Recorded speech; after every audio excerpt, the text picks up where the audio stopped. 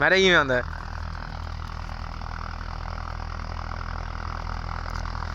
एक दफा वाला उड़ा सारा को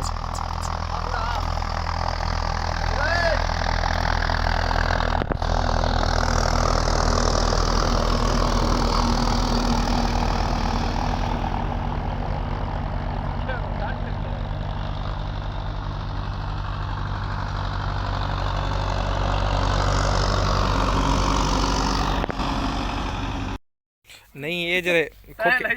है उस ये खोखे वाले जरे कबूतर हैं इन्हां को सिखाना औखा नहीं होंदा भूरा सब आ भूरा वे भूरा नहीं ये हिको कबूतर सिखाया बाकी ही ने यो हिको सिखाए अच्छा नहीं मेरे सारे कबूतर है मुंह में दाना था तो मुंह चुप हाथ वाले बाण डिटागा